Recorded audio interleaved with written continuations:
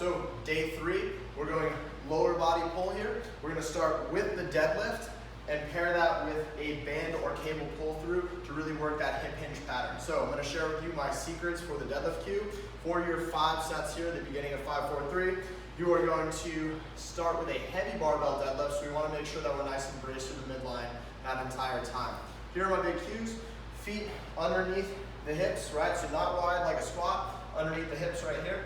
You're gonna stand up nice and tall. You're gonna press your big toe into the ground, feel your glutes activate, belly button pulled into the spine, shoulders back right here. Descend to the barbell. Your shoulders should be slightly in front of the bar, your hips high here, so not super low. Hips slightly up, shoulders in front of the bar. You can use a neutral or mixed grip, alternating hands with your dominant hand pronated here.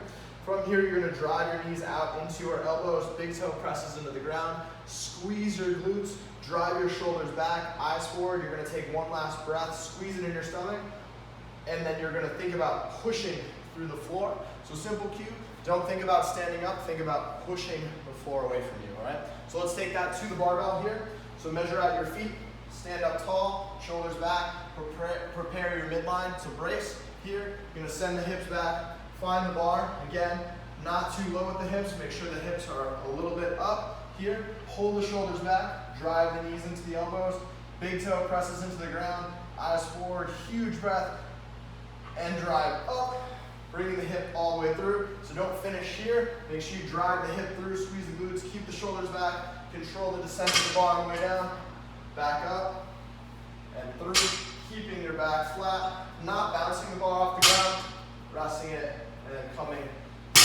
back up right there. So you're gonna go try to push the weight on this movement, provided that you're keeping your back nice and flat, midline brace the whole time.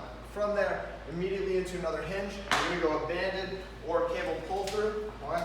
So stepping through the band right here, you're gonna drive your hips back, hinging like a deadlift or kettlebell swing, and then drive the hips through at the top, squeezing your glutes. So big cue here, pushing your big toe into the ground is gonna give you maximum glute activation. So keep that big toe jammed in the ground, especially as you rock back on your heels.